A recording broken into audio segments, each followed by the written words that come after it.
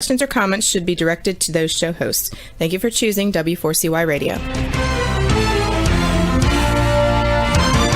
Inarticulate speech of the heart. Inarticulate speech of the heart. Inarticulate speech of the heart.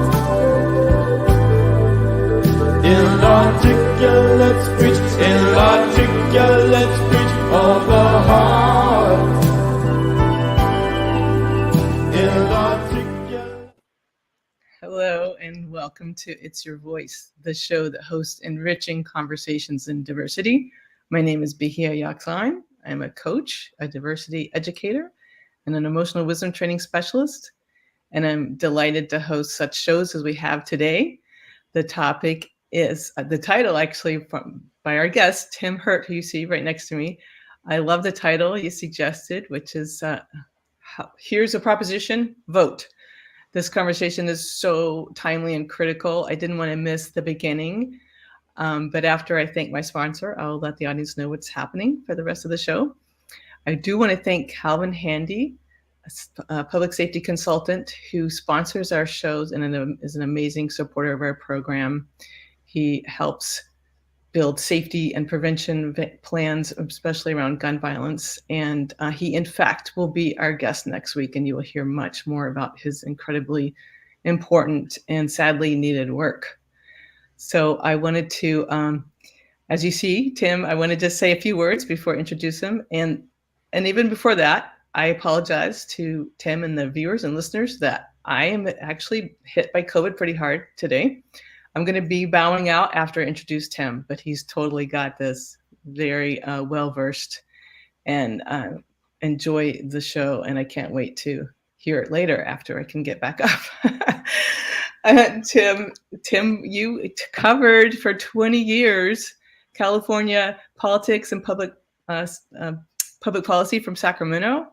And I know you were distributed nationally by, forgive me, I really think it's because of how I'm feeling, the Scripps Howard News Service. Is that That's correct? Mm-hmm. Yes. And you're a retired reporter and columnist with a journalism degree from the Ohio State University. That's and right. Lives happily with his amazing, wonderful wife, Julie, in Davis, California. And I asked him to be here today to talk about the broad and narrowing in on California, the topic of the importance of midterm elections this year and the significance, and how important it is to also not only vote, but be as well informed as you possibly can about your vote. And then he really knows the 7 proposals that are statewide in California, which he has done some other presentations, which we're really grateful for the public in California. But I think no matter where you live, it's always interesting to hear what states or propositions are about. So on that note, is there anything else before I exit, Tim? Well, no, I just need you to take care of yourself and feel better. Thank you so much. And it'll be a great show. And thanks also to the engineer DJ and Dean and the listeners and viewers. Enjoy the show. I'm so sorry for his illness, and we wish her all the best and a quick recovery. I told her when she emailed me a few minutes ago and said this is what she needed to do, it reminded me of one of my first experiences. My first job in the newspaper business out of college was as a sports writer in Anderson, South Carolina. And in South Carolina, high school football is a very big thing. And there was a local radio station that broadcast all the games. And I was covering it for the newspaper and sitting up in the press box. And the radio broadcaster signaled me over at halftime, introduced me, and asked me, Tim, what did you think of the first half? And then he slid the microphone in front of me and proceeded to get up and head down to the men's room and the hot dog stand. And he just left me with the open mic to talk about my impressions of the first half of this high school football game. So, needless to say, I never guested on his show again, but I won't hold that against Bahia because she's got a legitimate excuse.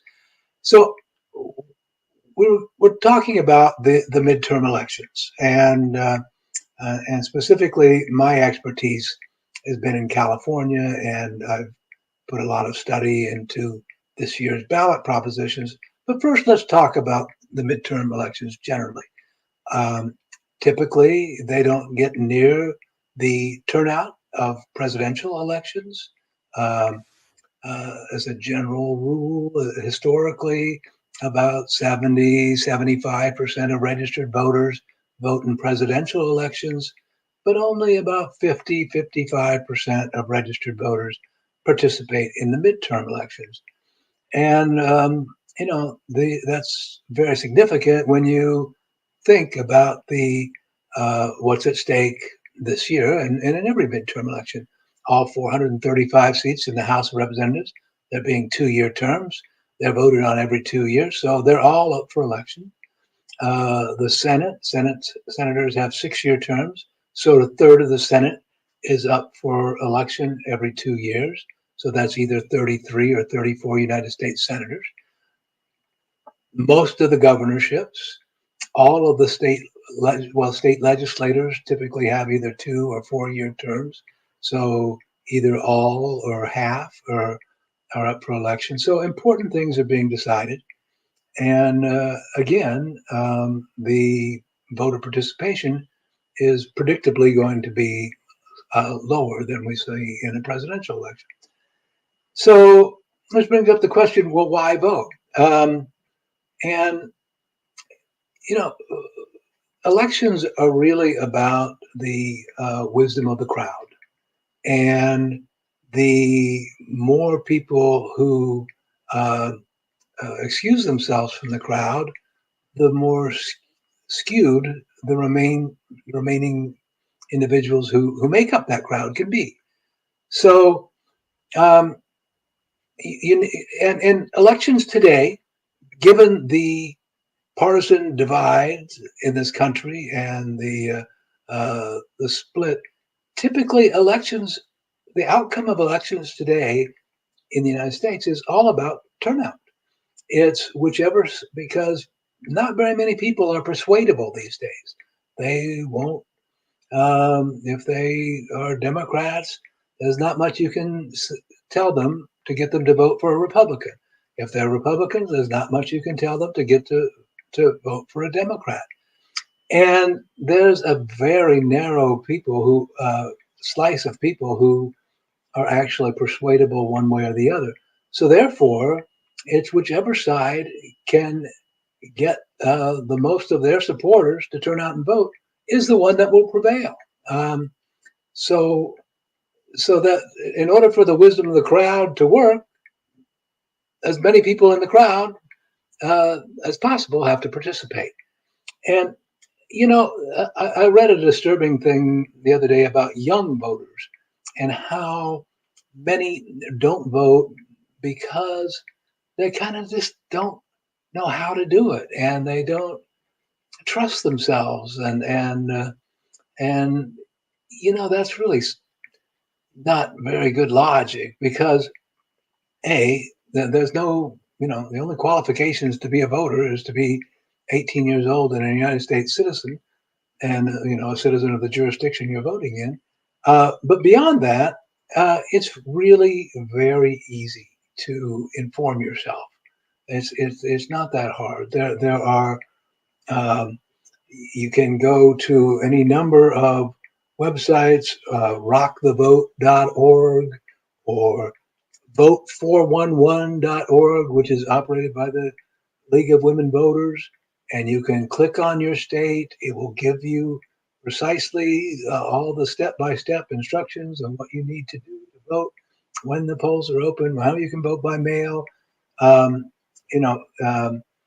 in terms of researching the issues that are on the ballot, the news industry isn't what it used to be. but still, nevertheless, there are credible, professional, non-biased news organizations that are still out there. Before we came on, I just was Googling national public radio stations in a variety of cities across the country. And sure, I found, I live here in Davis, outside of Sacramento. Capital Public Radio here in Sacramento. They had a very comprehensive, easy to read election segment, which told you all about all the local measures, all the state propositions. In California, there's a nonprofit foundation-funded news organization called CalMatters.org. They have a wonderful election website, and they have on all the ballot propositions statewide, they have 1-minute videos that are very informative, and it doesn't take a lot of work to inform yourself so that you're perfectly qualified and justified in casting a vote. So anyways, that's there are things that could be done on improving turnout. And interestingly, different states have taken different approaches.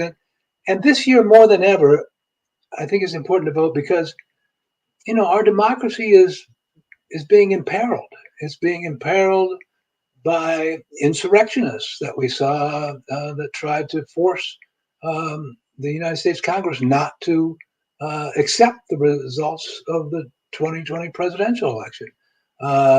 It's being imperiled by individuals around the country who, without any evidence, claim that voting is no longer trustworthy. They don't have any evidence that anything significant is wrong with it, but they didn't like the results the last time around, so they assert that the process must be flawed. If my candidate didn't win, the process must be flawed. Well, and there are candidates who are running for, the secretaries of state, who are the statewide officials who oversee elections, who hold these views. And so more than ever, it's important that we vote to make sure that we will continue to have that right when we choose to exercise it. So this is a very important election cycle. And many states have made it more difficult to vote since 2020. With smaller windows for early voting and more restrictive requirements for mail-in voting. Fortunately, here in California, and I suppose many of you are in California, we've been progressively over the years making it easier to vote. There was a time when, in order to vote by mail, you had to have a reason and request a mail ballot. Then we moved to, you could just sign up as a permanent mail-in voter and then automatically get a ballot. Well, now, and it came in with COVID, every voter is automatically mailed a ballot and with a postage-paid return envelope, and any ballot that is postmarked by November 8th this year is going to be processed and counted, even if it doesn't show up at the county elections office until 3 or 4 or 5 days after the election. So in California, we've made it very easy to vote. So there's no excuse not to have done so. Matter of fact, although the registration deadline is, I believe, here in a few days, I think it's the 22nd or 23rd. But even if you don't register, and you can just go online, just registertovote.ca.gov and register.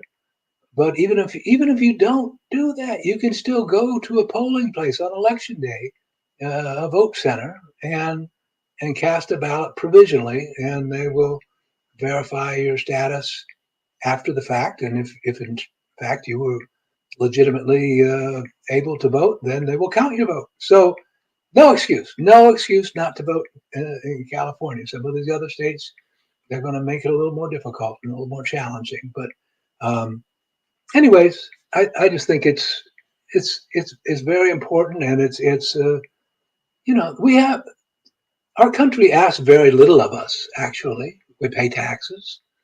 We no longer have to men or women, serve military service or public service of any kind. Uh, but we're asked to vote, and you know, think of what our country affords us in terms of our freedom of movement, freedom of association, freedom of speech, the ability to live the lives we want to live. And, you know, uh, uh, we've got a big stake. All those things, you can't take them for granted. So you participate in the democratic process. Not that hard. So I wanted to talk about, okay, now in deciding how you're going to vote, in assessing candidates and different measures, we talked about the resources that you can go to at news sites or newspaper sites or public radio sites.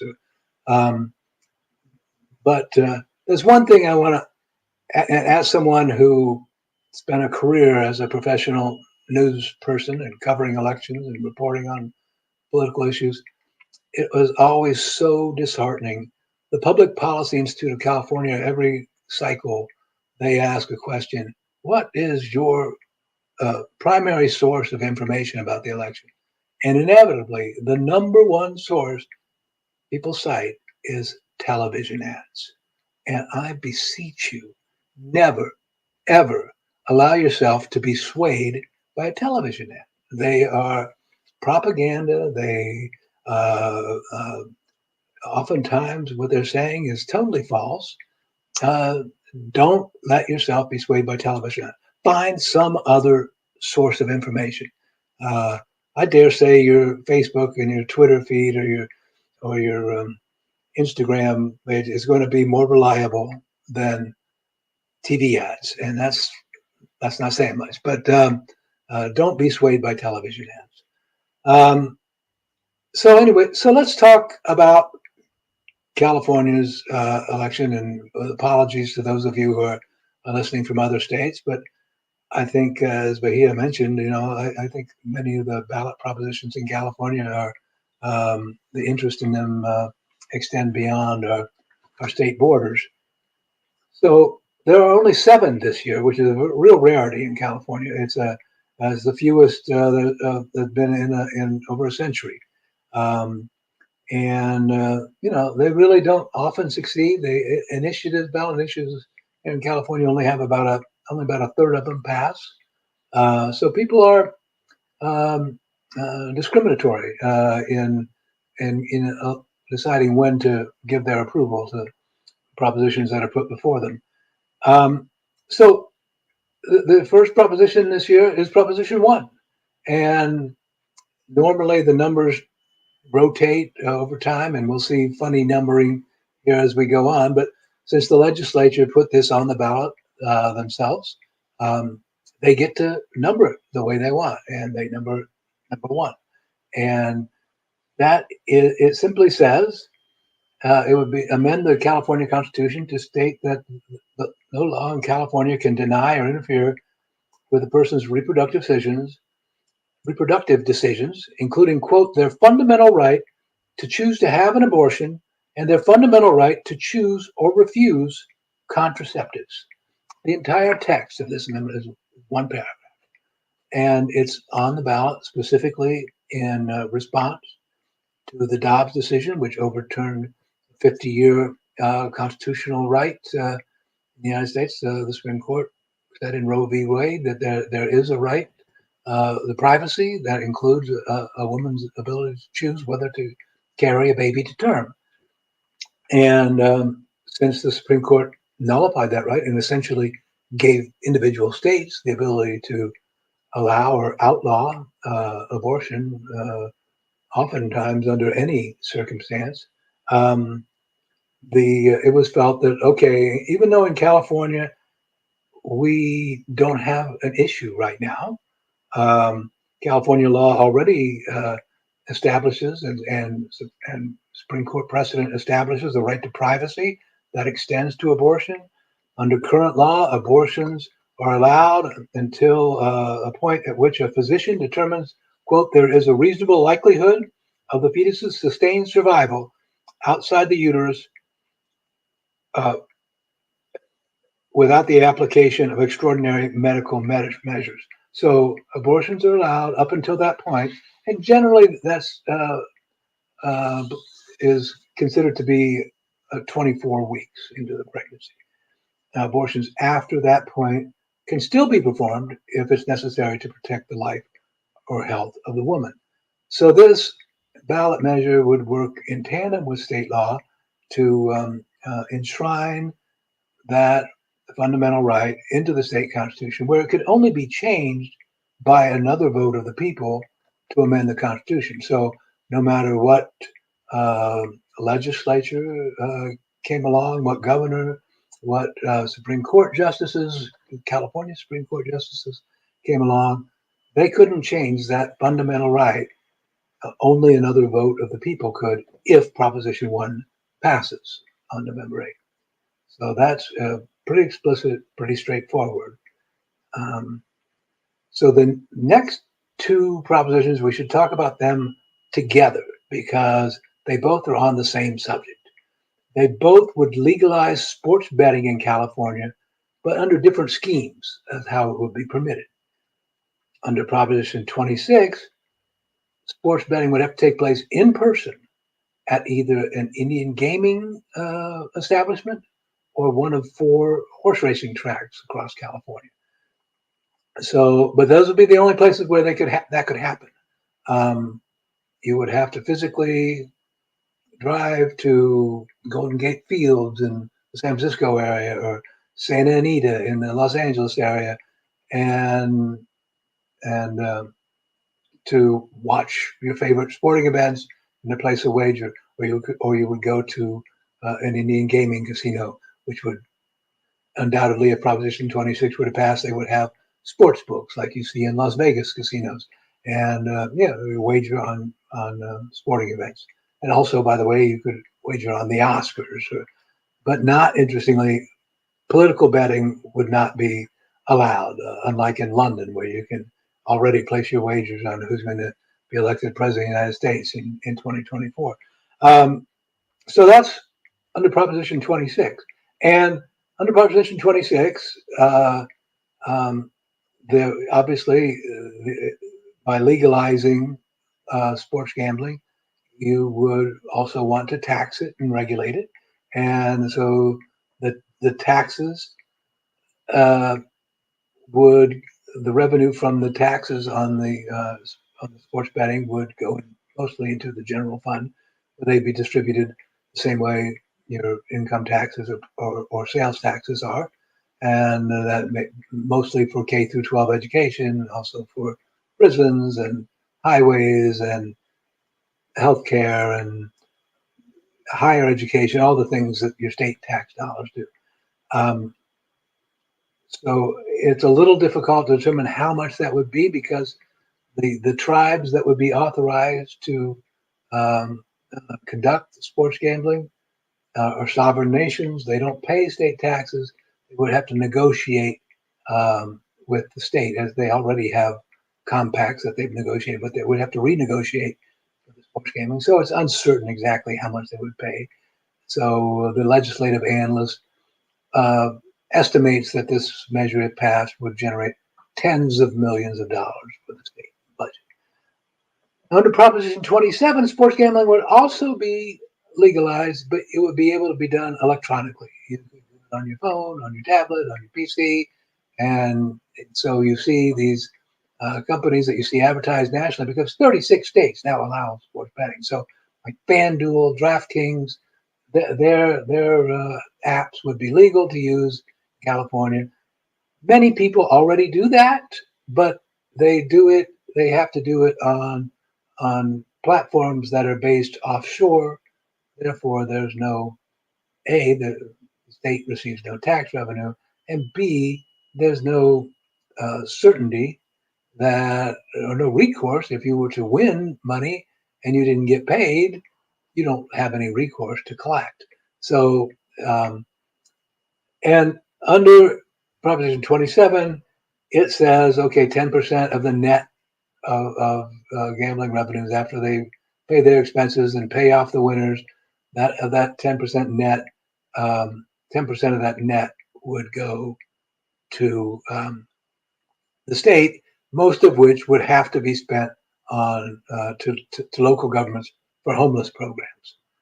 Um, so this has generated nearly $500 million in some of that television advertising. Much of that television advertising I was just talking about. Interestingly, the TV ads don't really talk about what the initiatives would do, but they that in essence is the issue. Should sports betting be legal or not? Should we legalize it and tax it and regulate it or not? And those are the questions to be decided by Prop 26 and 27.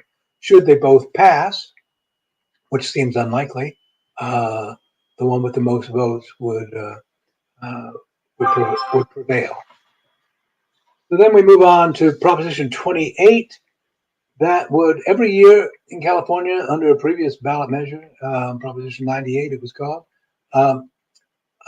a set amount, and it's a very complex formula, but it's a set amount of the state's revenues have to be spent on K through 12 education. And under Proposition 28, it would increase the amount of that money that is set by a formula by 1%. And that extra 1% would have to be spent on arts and music education in elementary schools and junior highs and high schools. And the most of that money would be to hire arts teachers, music teachers. Some of it could be spent for supplies. But interestingly, this is the only measure I can ever recall that if you open up your official California voting information booklet from the state, there's a blank page that says nobody submitted an opposition argument to this measure. So it's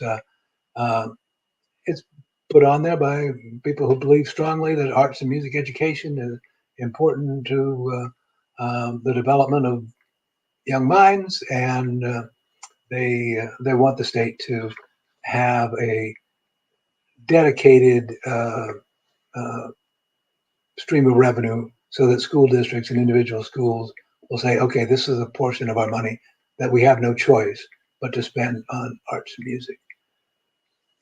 Proposition 29 is one this is the third time very similar measures have been before California voters. They've been rejected the first two times. It's all about the main thing it would do is it would require dialysis clinics, dialysis people with kidney illness, disease, and there are about 80,000 in California. They go in and 3 times a week for 4 hours at a time and have themselves hooked up to a dialysis machine that artificially does what a kidney would do in terms of filtering your body liquids. And so it says that those clinics, and there are, I think, about 600 of them around the state, each one would have to have either a medical doctor, a physician's assistant, or a nurse practitioner on site anytime that clinic is open to the public. So obviously they have health professionals there now, but they're not necessarily of that level of education. And so the proponents frame it as a patient safety issue. There's not been real solid documentation of that, in my view. So you see where the California Medical Association, the professional association of state physicians, opposes this measure. The sponsor is the Service Employees International Union, Healthcare Workers West, and the dialysis clinics assert that this is really a means from a union that's been trying without success to organize workers at these clinics to just kind of be an annoyance for the companies and maybe wear them down. And ultimately they would allow union organizing. And interestingly, every time they put it on the ballot, the industry has to spend about $100 million to make sure it gets defeated because they say it would really raise their costs and force the closure of some clinics. So the notion is that, how often do they want to really spend $100 million every 2 years to fight a ballot proposition? I don't know. That's Proposition 29. Proposition 30 by far will be the most competitive ballot measure. If you look at the polling in the state this year, it has split many of the Democratic establishment in California, the state Democratic Party, and many of its elected officials support this. Governor Newsom is against it, and as well as the California Teachers Association. What it would do is it would add a 1.75% additional income tax rate on all income above $2 million. So that is only about 0.2% of all California taxpayers make more than $2 million a year. So it's a tax increase on a very small slice of the wealthiest taxpayers in California. And the money, and it's a significant amount of money, that small of an increase on that small of a percentage of people would still generate an estimated $3.5 to $5 billion a year. And 80% of that money would be spent on zero emission transportation, either subsidies to help people purchase electric vehicles or hydrogen fuel cell vehicles, zero emission vehicles. And the other half of that money would be spent to build charging stations to make the infrastructure that would make that possible. And the remaining 20% would be targeted towards the other, one of the other leading sources of air pollution and greenhouse gas emissions in California, and that's wildfire emissions. So it will go to wildfire prevention and suppression. So you've got, it's supported by a lot of environmental groups, by the public health groups, the Lung Association, air pollution. California is the most air polluted, has the worst air pollution in the country. The Los Angeles Basin has the highest levels of ozone, particulate matter. Bakersfield and Fresno are number 1 and number 2 in the country. So this is being promoted as a way to clean up the air and obviously to help the climate by reducing the number 1 source of GHG emissions, which is transportation in California. So the argument against it, a couple of the arguments against it. One, the California Teachers Association says, no, as we mentioned before, the state has a formula where all the money, a percentage goes to K through about 12 education. Well, the revenue generated by this would be carved out from that. So it would raise money that none of it would be spent on K through 12 education. The other thing is California's top income tax bracket paid by the wealthiest taxpayers is now at 13.3%. This would raise it to a little over 15%. That is by far the highest rate of any state. Hawaii is going to, I think, about 12, Oregon about 10. Every other state's in single digits. Florida, Texas, Nevada, they've got 0 state income tax. So at some point, I think there's a question of 15% in California, 0% in Texas.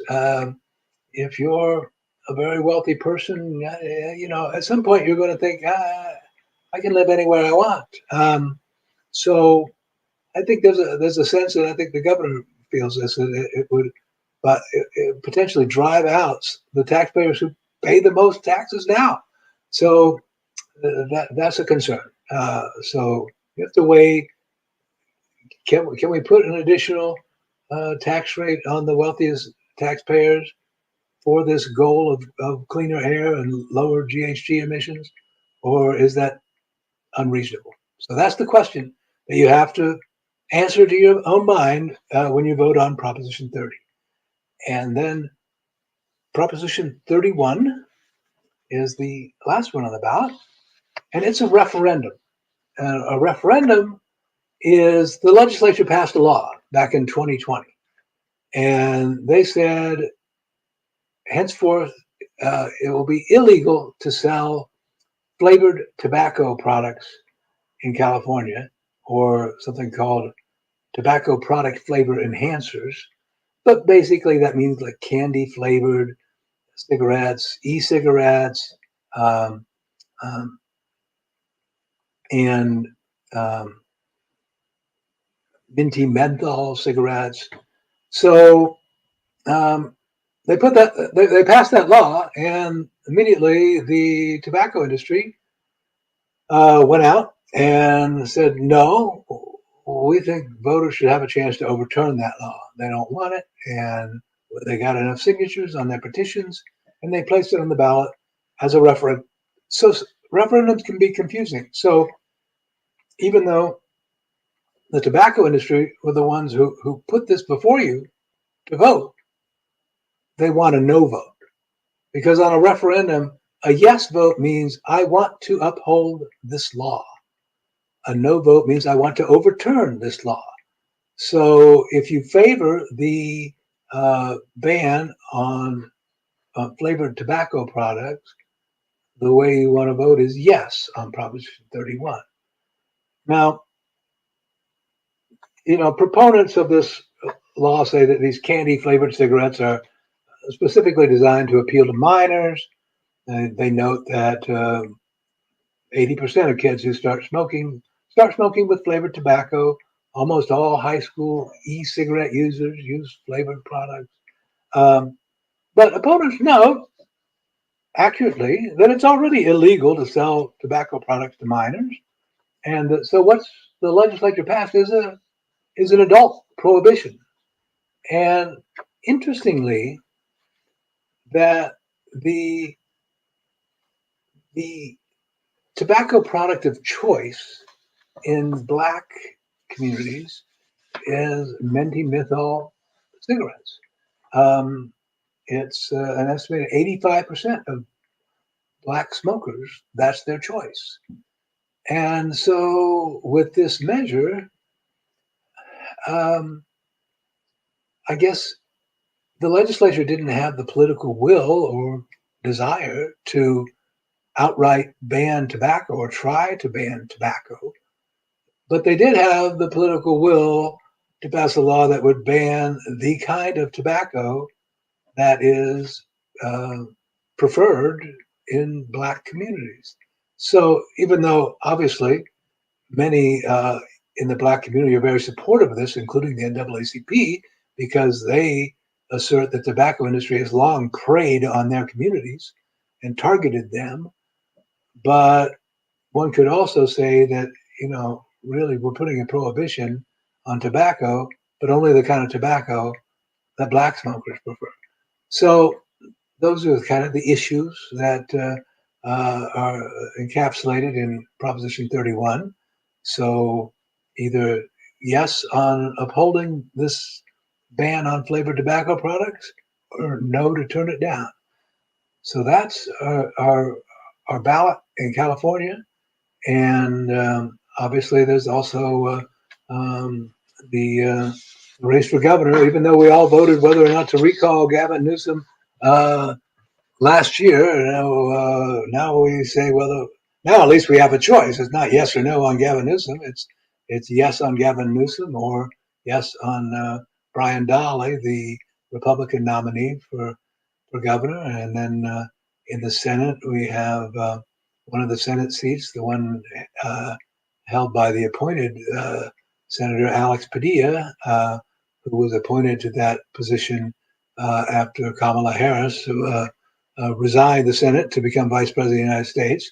And even though Padilla did get elected to that small slice of his term between the June primary and the end of this year, he now is up for the full term. And then obviously we have 52 congressional seats.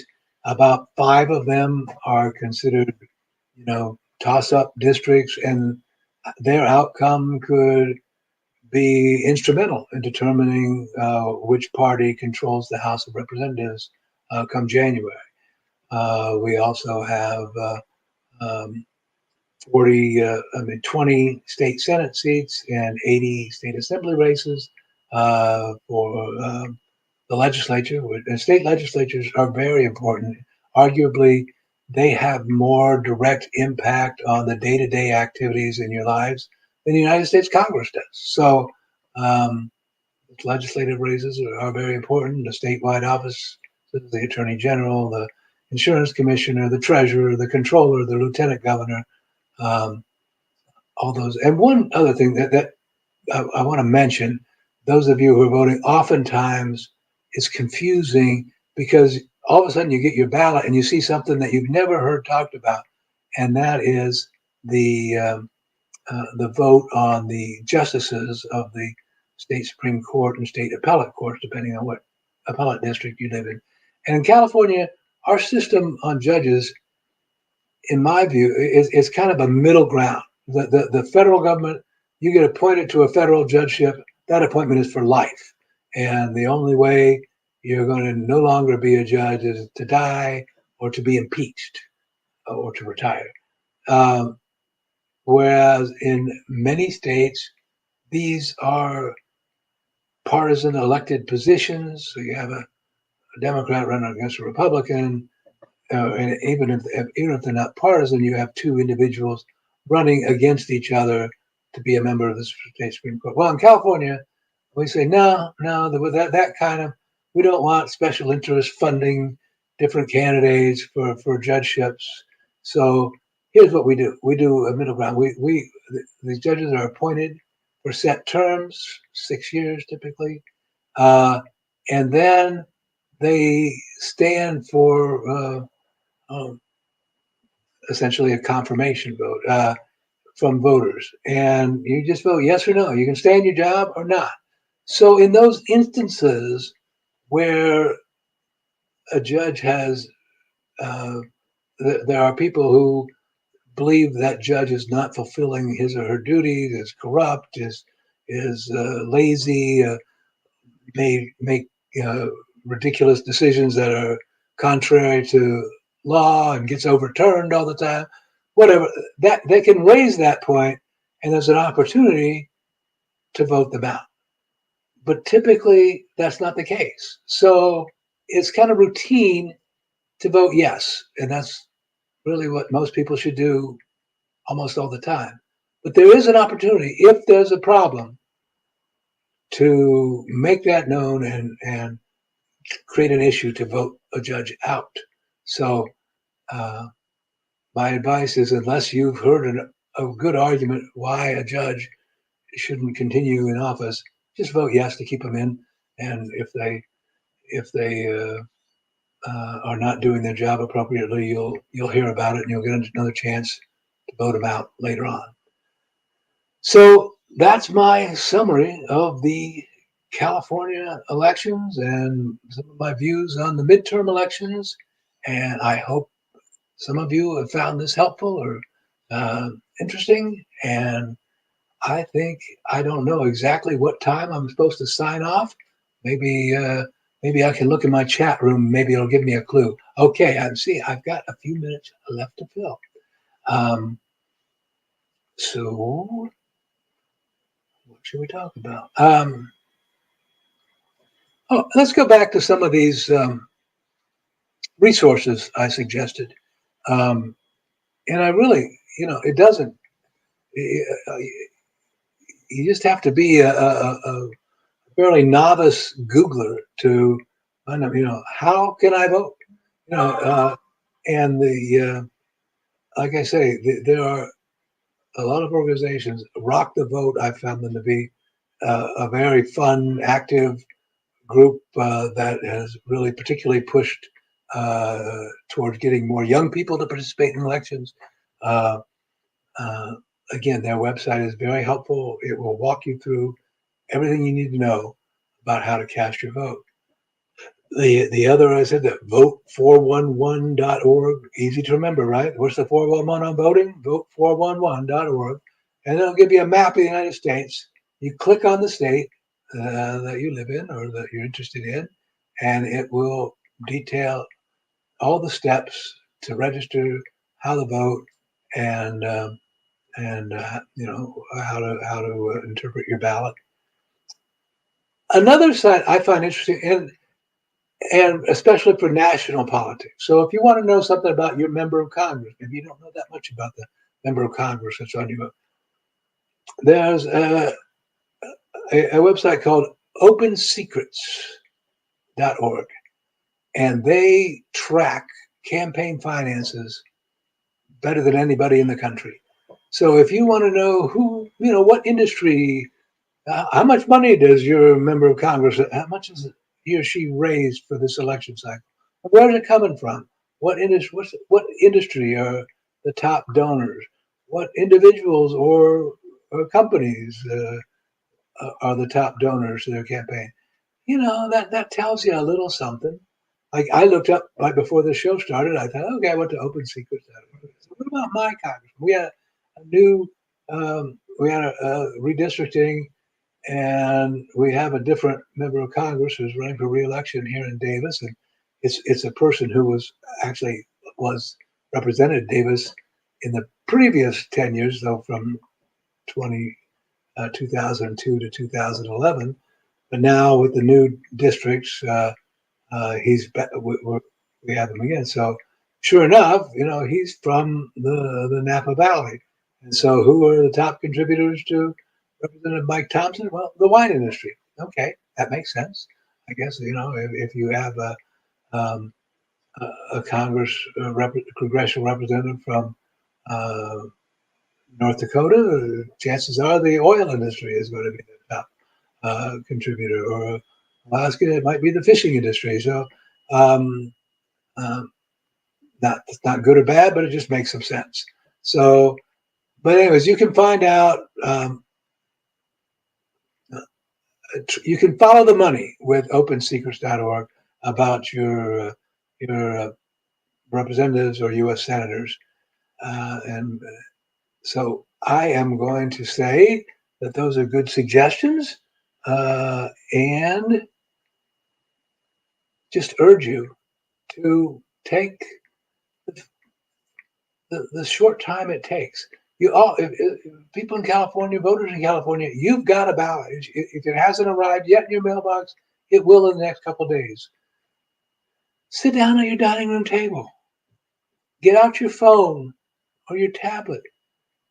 Take 15 minutes, a half an hour, and go to some of these websites. Go to calmatters.org and look at these ballot propositions.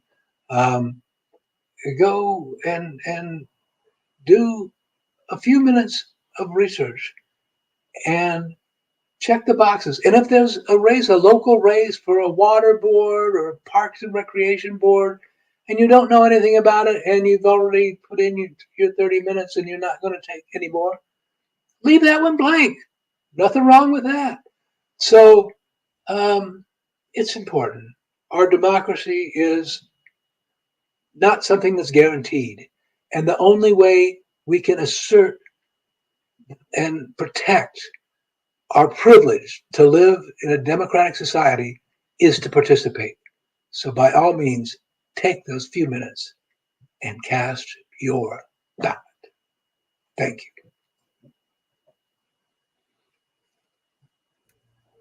And this is DJ here, just saying thank you for listening. Thank you, Tim, for hosting the show. Bahia will be back. Hopefully she feels better next week. Thank you, Dean Piper, for putting on this wonderful talk for TV. And thank you for listening again. Have a great day. Inarticulate speech